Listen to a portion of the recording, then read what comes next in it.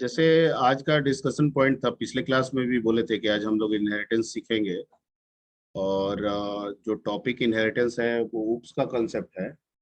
और कोई भी लैंग्वेज अगर ऑब्जेक्ट ओरिएंटेड बेस्ड है तो वहाँ इनहेरिटेंस का डेफिनेशन जो होगा वो एक ही होगा, वो बदलेगा नहीं। हाँ, इनहेरिटेंस में जो नंबर ऑफ उसके टाइप्स हैं, कोई लैंग्वेज उसको कम या ज्यादा सपोर्ट कर सकता है। क्लास बनाने लिखने के तरीके जो हैं, ठीक है, वो सिमिलर या डिसिमिलर हो सकते हैं, पर कंसेप्ट में कोई परिवर्तन नहीं होगा। चाहे हम पाइथन पढ़े, चाहे हम जावा पढ़े, चाहे हम सी प्लस प्लस पढ़े, इनहेरिटेंस का डेफिनेशन जो एक बार सही तरीके से बता दिया गया है वही तरीका रहेगा। ठीक है। बेसिकली जो टर्म इनहेरिटेंस है वो एक वर्ड से रिलेटेड है और उस वर्ड का नाम है कोड रीयूजेबिलिटी। ठीक है, उस वर्ड को हम लोग क्या कहते हैं? Code reusability. अब कोड रीयूजेबिलिटी का क्या मतलब? कोड रीयूजेबिलिटी का एक सिंपल मतलब हम ये समझे तो इसका मतलब कि एक कहीं पे लिखा गया कोड को दोबारा किसी दूसरे जगह पे बिना लिखे इस्तेमाल करना, बिना उसे दोबारा लिखे इस्तेमाल करना, कोड रीयूजेबिलिटी।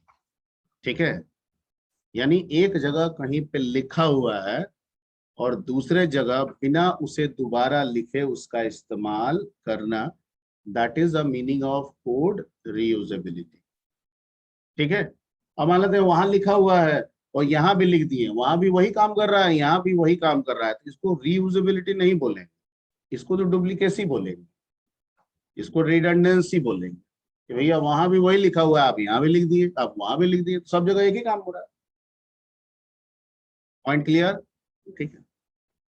तो कोड रीयूजेबिलिटी लाने के लिए ऑब्जेक्ट ओरिएंटेड में जो फीचर दिया गया, that feature is called inheritance. Okay. अब कोड रीयूजेबिलिटी कैसे होगा?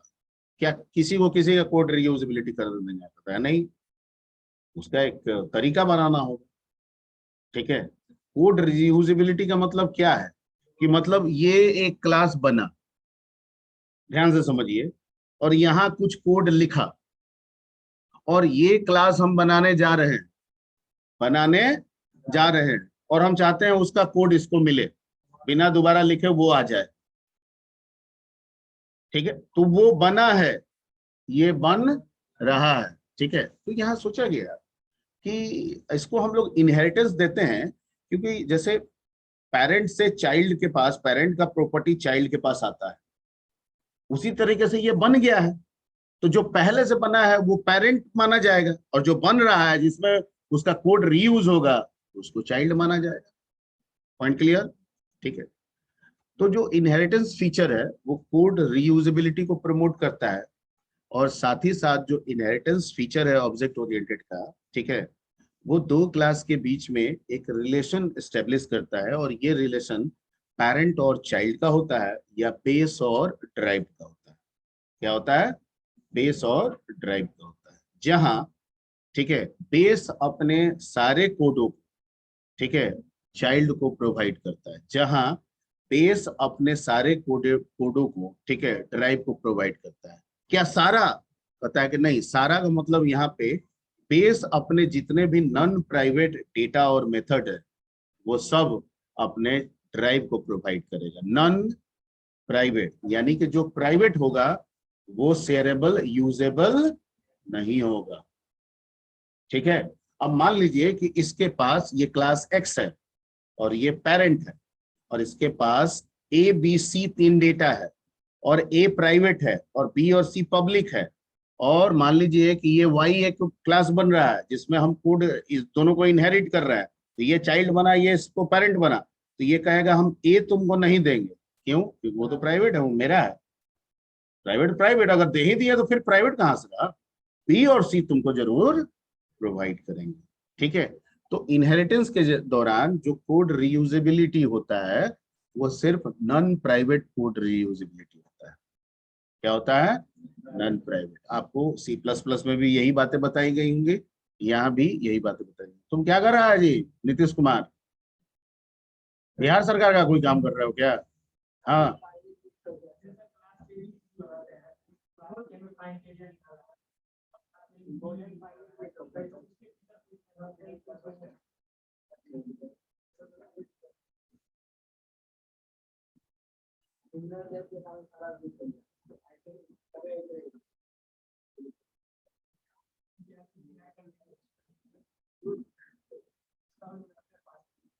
ठीक है।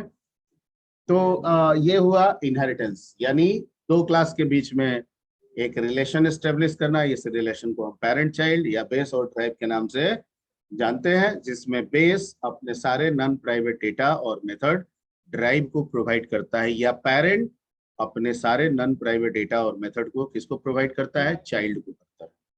ठीक है, या तो बेस ड्राइव का कंसेप्ट लेके चले या पेरेंट और child. Base drive I think authentic word है, ठीक है, तो इसी को बोलेंगे हम लोग। पेरेंट चाइल्ड भी बोल सकते हैं, कोई दिक्कत नहीं। क्लियर? ओके। अब इनहेरिटेंस क्या सिर्फ दो ही क्लास के बीच में हुआ, कहता है नहीं, इसमें टाइप्स है, देयर आर वेरियस टाइप्स हो, लेकिन बेसिक कैटेगरीज अगर इनहेरिटेंस के जाए तो दो कैटेगरी है, इन्हीं दो कैटेगरी से सब बना है। टाइप्स कई है, कैटेगरीज दो है। पहला कैटेगरीज जो है वो है सिंगल इनहेरिटेंस, और दूसरा जो कैटेगरीज है वो है मल्टीपल इनहेरिटेंस। ठीक है, सिंगल इनहेरिटेंस वैसे इनहेरिटेंस वो कहते हैं जिसमें सिर्फ एक ही बेस होता है, एक बेस क्लास होता है और एक ड्राइव क्लास होता है। ठीक है, तो मतलब बेस अपना जो कुछ भी है वो ड्राइव को प्रोवाइड किया। मल्टीपल जो इनहेरिटेंस है, ठीक है, उसमें एक से ज्यादा बेस क्लासेस होते हैं, एक से ज्यादा बेस क्लासेस होते हैं, लेकिन एक ड्राइव क्लास होता है। ठीक है, तो एक से ज्यादा जो बेस क्लासेस होते हैं वो अपने सारे नॉन प्राइवेट डेटा मेथड उस पर्टिकुलर डिराइव्ड क्लास को प्रोवाइड करते हैं। This is called multiple inheritance. Apart from that, इन दोनों को यूज करके और भी कई तरह के इनहेरिटेंस बनाए गए, जिसमें एक बनाया गया मल्टी लेवल। ठीक है, मल्टी लेवल में आपको बताया गया होगा कि बेस का ड्राइव होगा और ड्राइव भी फिर बेस बनेगा, उसका ड्राइव आएगा, फिर वो बेस बनेगा, उसका ड्राइव आएगा, यानी एक लेवल वाइज वो चलता आगे बढ़ता जाएगा। Base drive, base drive, base drive, ऐसे करके लेवलिंग वे में वो आगे बढ़ता जाएगा। इसी कंसेप्ट को हम लोग क्या नाम देंगे, मल्टी लेवल इनहेरिटेंस। ठीक है, एक होता है हेरारिकल इनहेरिटेंस। ठीक है, जो हेरिडिटी को फॉलो करता है। और हेरिडिटी में आप जानते हैं कि जैसे ग्रैंड पेरेंट, तो पेरेंट, ग्रैंड पेरेंट के तीन पेरेंट हुए, उन तीन पेरेंट से तीन, एक पेरेंट से तीन चाइल्ड हुए हैं। ठीक है, दूसरे पेरेंट से दो। अगर इस तरह का हायरार्की आपको लेके बढ़ना है, जहाँ पे एक क्लास ग्रैंड पेरेंट बन रहा है, उसके तीन क्लास पेरेंट बन रहे हैं, फिर एक पेरेंट के चार क्लास चाइल्ड बन रहे हैं, अगर इस तरह का रिलेशन लेके चलना है तो वो आपको किसके थ्रू फॉलो होगा, हेरारिकल। लेकिन ये हेरारिकल भी सिंगल इनहेरिटेंस। ठीक है, excuse at me the sir, same moment. हाँ, हेलो। सर प्रगति वेटिंग रूम है, सर एक्सेप्ट कर लीजिए।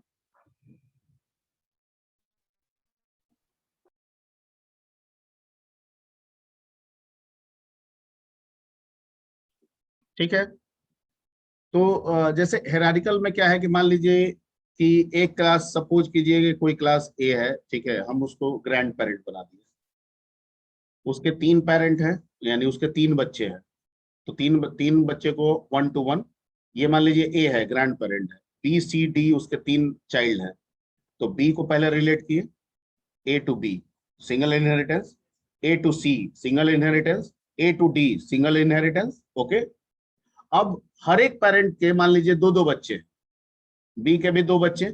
ठीक है, तो फिर बी से मान लीजिए ई और एफ बना है। ठीक है, तो बी उसका पेरेंट हो गया, ई और एफ उसका क्या हो गया, तो पहले बी से ई सिंगल इनहेरिटेंस, बी से एफ सिंगल इनहेरिटेंस।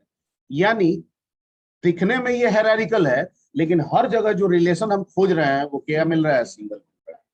तो इसीलिए मैंने कहा कि कैटेगरीज दो ही होता है, सिंगल या मल्टीपल। इन्हीं दो कैटेगरीज का इस्तेमाल करके या तो मल्टी लेवल बना दिया जाता है या हेरारिकल बना दिया जाता है। एक आता है आपका हाइब्रिड आता है।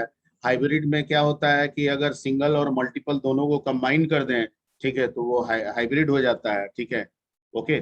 जैसे आप एक मल्टी लेवल ले ले और एक और आप कोई, आप एक दूसरा बेस ले आए उसके साथ लगा दे कहीं बाहर से, तो वो आपका मल्टीपल में आ जाएगा। ठीक है, मान लीजिए कि ए है और बी है और सी है, तो ए का चाइल्ड कौन, बी, और बी का चाइल्ड कौन, सी, और इधर बी का पेरेंट सी है और इधर डी भी बी का पेरेंट बना देते हैं। तो ऊपर आ रहा था अभी तक सिंगल सिंगल चलते हुए, मल्टी लेवल मतलब single, parent child parent child. अभी आके एकाएक जो सी है उसका दो पेरेंट हो गया, एक बी और एक डी, तो मल्टीपल भी हो गया। तो multi level plus multiple, this is called hybrid. इसको हम लोग क्या कहेंगे? हाइब्रिड। तो इस तरह के आपके डिफरेंट काइंड्स ऑफ इनहेरिटेंस थे जो आपको C++ में बताए गए हैं, बताए गए हैं। यस सर, सब पता है, याद है, याद आ रहा है सब।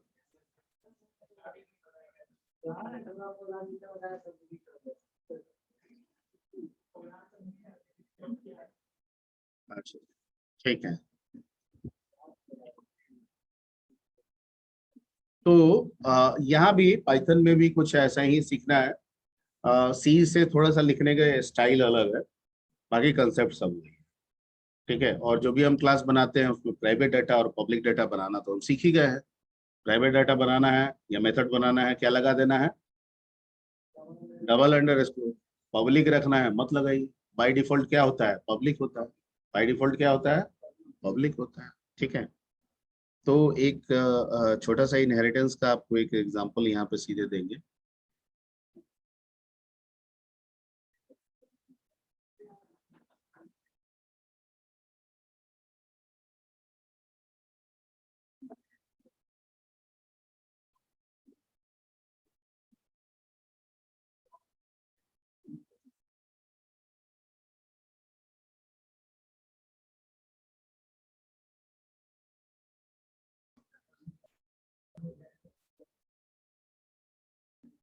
विंडो 11 का अपडेट मेरे में आ गया था। ठीक है, जैसे अपडेट भेजता है ना, तो उस अपडेट में एक वर्जन करके भेजा था, और बस हमने सिंपली उसको क्लिक किया, 3-4 घंटा लगा था। ठीक है, और उसके बाद विंडो 11 ऑटोमेटिकली हो गया था। ठीक है, लेकिन बच्चे कहते हैं कुछ कोई एक दूसरा भी उपाय होता है, उससे भी किया जा सकता है। ठीक है, तो वो उपाय मेरे में नहीं था, मेरे में ऑटोमेटिक आ गया था। ठीक है, तो लाइसेंस है इसलिए हो सकता है। तो जैसे इसमें क्या है कि विंडो 11 का अगर आप ये पढ़िएगा, उसका स्टार्टअप पढ़िएगा, बहुत सारे यूट्यूब में मिलता है। तो सब सिस्टम में चले जरूरी नहीं है, सारे सिस्टम में 11 चले ये जरूरी नहीं है। उसमें कुछ कुछ एक ये था कुछ। ये मेरा 11 जनरेशन है i5 का, तो हो सकता है कि हाँ लेटेस्ट जनरेशन होने की वजह से, अरे वो छोड़ो ना, वो तो 11 जनरेशन है, हो सकता है कि लेटेस्ट जनरेशन होने की वजह से दे दिया गया हो।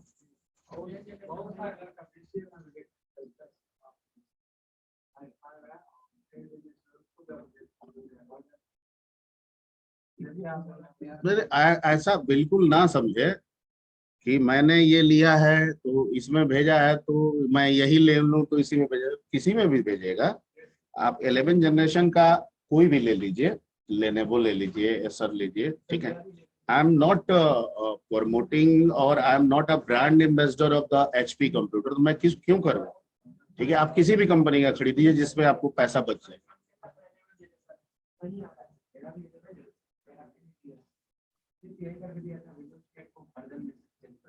नहीं, आप अपडेट आता है, वो आ जाएगा।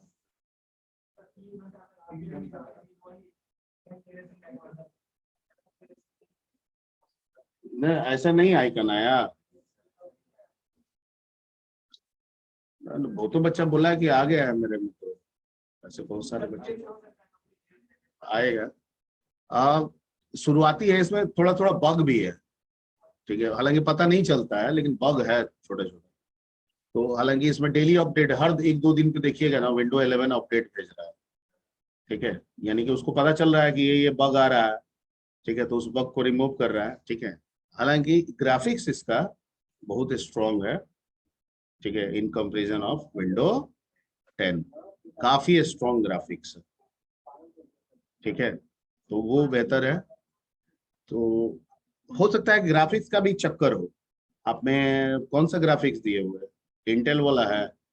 ठीक है, इसमें एक इंटेल का आइरिस ग्राफिक्स लगाया हुआ है जो लेटेस्ट है। ठीक है, ये ग्राफिक्स जो है ये भी एक लेटेस्ट है। लेकिन फिर भी तुमको नहीं भेज रहा है।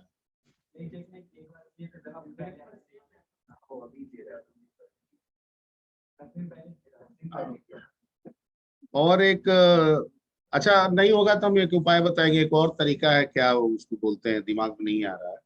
उससे भी नहीं, नहीं कोई जुगाड़ नहीं है, प्रमोशन है वो भी, उसके थ्रू भी आप विंडो 11 ला सकते हैं, ठीक है, कोई दिक्कत नहीं है।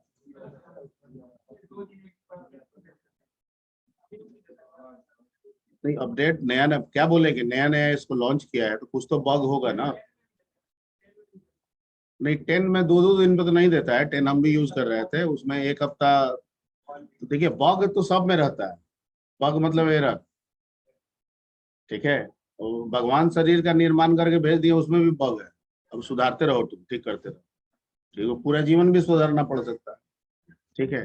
तो वैसे ही इसमें भी है, तो कुछ कुछ जब काम होता है और रियलाइज होता है कंपनी को, ठीक है, या कोई कंपनी को मेल करता होगा तो उस अनुसार कंपनी मॉडिफाई करता होगा, उसका पैच भेजता है, ताकि वो बग जो है उसमें से क्या हो जाए, रिमूव हो जाए या रेक्टिफाई हो जाए, ठीक है। तो उसी को आप अपडेट के नाम से बोलते हैं, ठीक है। दूसरा एक नया चीज भी हो सकता है।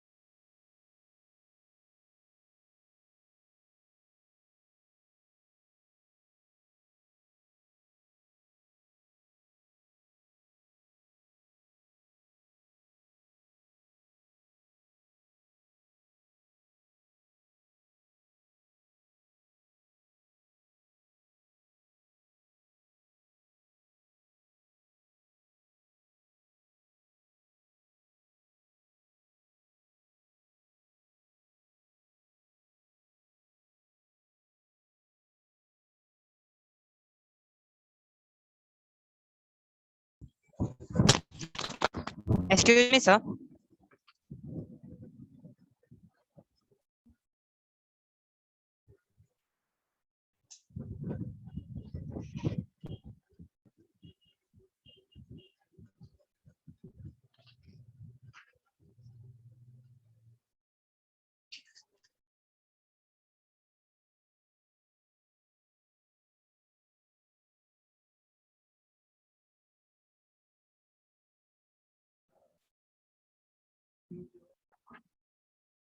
आवाज आ रही है? Yes, sir. अब आ रही है। ओ, तो एक क्लास बना है बेस के नाम से, उसके अंदर एक मेथड बना दिए, सो, ठीक है। और मैं पूछ रहा हूं कि ये जो मेथड है ये प्राइवेट है कि पब्लिक है, प्राइवेट है कि पब्लिक है? पब्लिक। पब्लिक, बिल्कुल। तो अगर पब्लिक है और जब इनहेरिटेंस हम करेंगे तो इसका ये मेथड जो है वो दूसरे में मिल जाएगा ना, अगर इनहेरिट कराएंगे तो इसको, ठीक है। तो यस। हम क्या करते हैं, यहाँ पे ये बेस बन गया, अब यहाँ पे एक दूसरा क्लास बनाते हैं, क्लास डेराइव्ड, इस नाम से डेराइव। अब इनहेरिट कैसे करेंगे, तो सी प्लस प्लस में लिखने के और तरीके थे, यहाँ ब्रैकेट देंगे, क्या देंगे, ब्रैकेट, और यहाँ पे क्या नाम दे देंगे, बेस, ठीक है। और इसमें क्या लिख देंगे, डेफ। मान लीजिए इसमें अपना एक बना देते हैं इसको,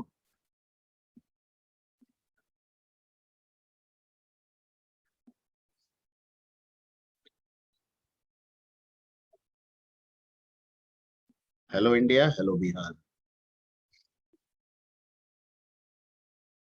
ठीक है, ओके। अब मैं पूछूं आपसे कि बेस क्लास में टोटल कितने मेथड, एक, प्राइवेट या public? Public. Okay, drive class में टोटल कितने मेथड? हाँ,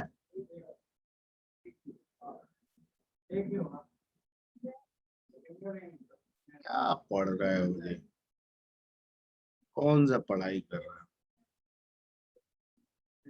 दिखने में एक पर लॉजिकली दो, क्योंकि इनहेरिटेंस फॉलो कर रहा है ना। और जब वो नॉन प्राइवेट है, पब्लिक है, तो वो तो चीज अपना दे दिया ड्राइव को, भैया सो लो, तुमको मिल गया। तो इसके पास तो दोनों हो गया, एक सो भी हो गया और एक खुद का डिस्प्ले भी हो गया। ठीक है, तो इसका मतलब इसके पास कितने मेथड? दो। तो अगर हम इस ड्राइव का ऑब्जेक्ट बनाएंगे तो क्या उस दोनों मेथड को एक्सेस कर सकते हैं ना? बिल्कुल कर सकते हैं। जब दो है तो दो को एक्सेस कीजिए। तो मान लीजिए कि हम एक डी बना रहे हैं, इसका ऑब्जेक्ट ड्राइव का। तो डी डॉट क्या करेंगे? सो काम करेगा। और डी डॉट क्या करेंगे? दिस, ये भी काम करेगा। यही ना कोड रियूजेबिलिटी है। ड्राइव में नहीं है लेकिन मिल गया। ड्राइव में आपको दिखने में एक लग रहा है लेकिन है कितना? क्यों? क्योंकि उसकी रियूजेबिलिटी हो रही है इसमें। ठीक है, अब इसको रन कराते हैं। रन मॉड्यूल सेव कर लेते हैं किसी के नाम से।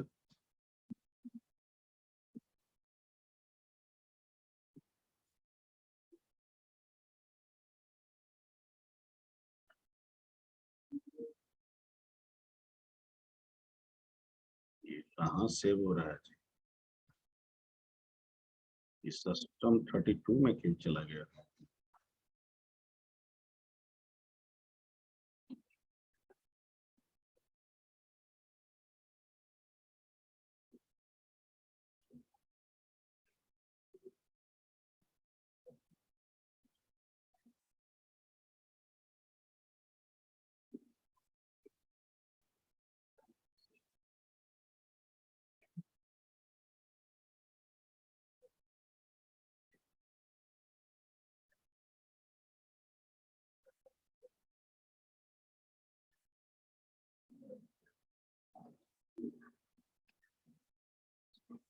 ठीक है,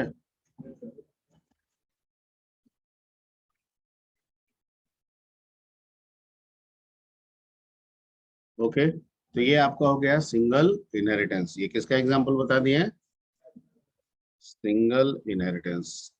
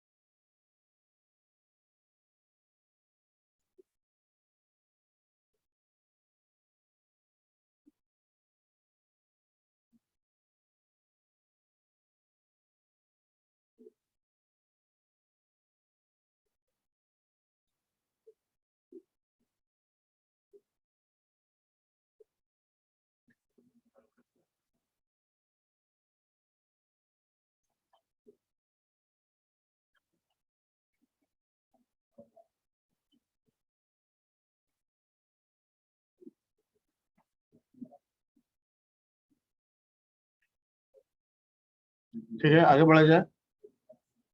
अब मान लेते हैं कि हम इसको अगर शो को अगर हम प्राइवेट कर दें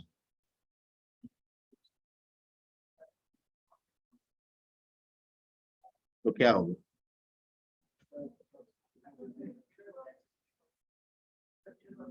कहाँ एरर बताएगा? एरर कहाँ आएगा? इनहेरिट नहीं होगा सर। नहीं होगा, बिल्कुल सही है, लेकिन एरर कहाँ दिखाएगा? हाँ, जहाँ ऑब्जेक्ट से हम शो को कॉल कर रहे हैं यस वो एरर मानेगा कि जब इनहेरिट हुआ ही नहीं तो फिर। हाँ, बिल्कुल सही। तो इसको सेव कर लेते हैं।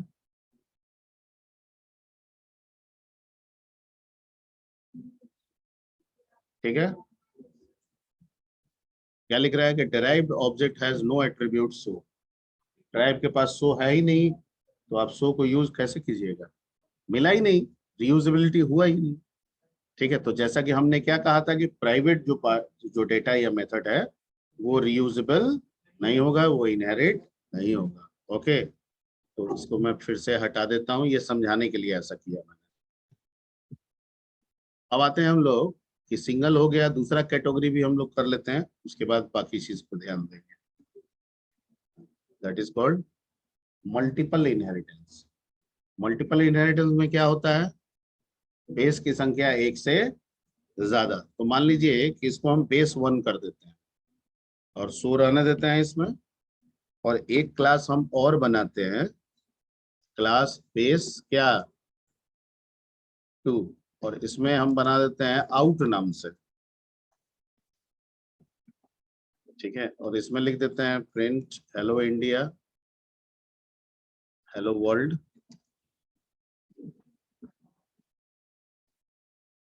क्लियर। अब हम चाहते हैं कि बेस 1 और बेस 2 दोनों क्लास के जो मेथड है, जो पब्लिक मेथड है, ये रीयूजेबल हो जाए किस क्लास में, डिराइव। तो इनहेरिट करना होगा, तो क्या करेंगे, यहाँ तो अभी बेस लिखा हुआ है तो इसको बेस 1 कर देंगे। सर तो इससे तो एक ही होगा, दोनों को करना है तो कोमा डाल देंगे और क्या लिख देंगे,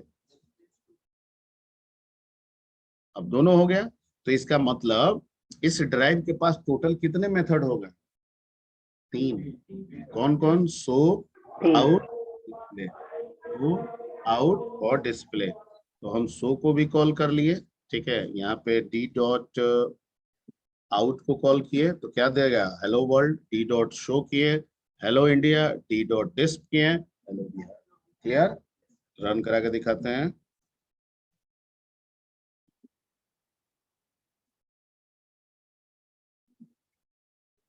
ठीक है, तो अगर मल्टीपल आपको करना हो तो ये वाला तरीका अपनाएंगे। ठीक है, इसको नोट कर लीजिए।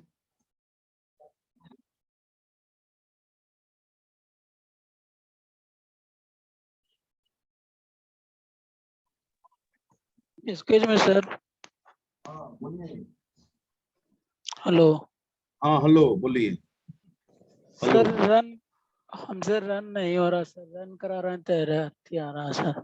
अब हम सेव कर क्या करें, वो कैसे कर रहे हैं, स्क्रीन शेयर कीजिएगा तभी देख पाएंगे। सर, मोबाइल से लैप पे सेट करना पड़ेगा सर। आए, मोबाइल से अभी कनेक्ट है सर। तो मोबाइल से कनेक्ट है तो अब हम क्या करें। अब भगवान जी हमको हनुमान जी का पावर ना दिए हैं कि उड़ के आपके कंप्यूटर लैपटॉप के पास तुरंत चले आए with in a fraction of second और आपके तुरंत प्रोग्राम को ठीक कर दें। इसका उपाय यही होगा कि स्क्रीन शेयर करेंगे, और आप कह रहे हैं कि नहीं, इससे है एक बार दोबारा प्रयास कीजिए, और अगर ना हो तो अगले जो क्लास, जो अगला क्लास होगा उसमें आप लैपटॉप से जुड़ जाइए। ठीक है, ठीक है, या ओके फिर ऑफलाइन ओके में सर। आइए। हाँ, ठीक है, अगर ऑनलाइन में है तो जुड़ जाइएगा लैपटॉप से, नहीं तो ऑफलाइन आइएगा तो यहाँ देख लेंगे आपके कंप्यूटर में। और ना हो तो घबराना नहीं चाहिए, कभी कभी ना भी होता है। ठीक है, तुरंत तुरंत एकदम फैसला नहीं कर लेना चाहिए। हाँ, तो घबराना नहीं चाहिए, ट्राई में लगे रहिए, वो ही जाएगा। ऐसा धरती में कोई चीज ही नहीं है जो ना हो।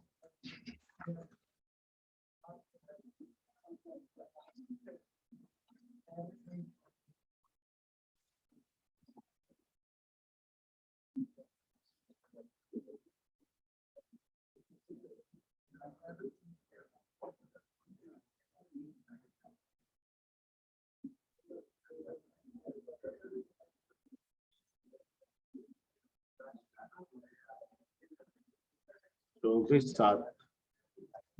24 के बाद तुम लोग वर्कशॉप में चले गए थे ना।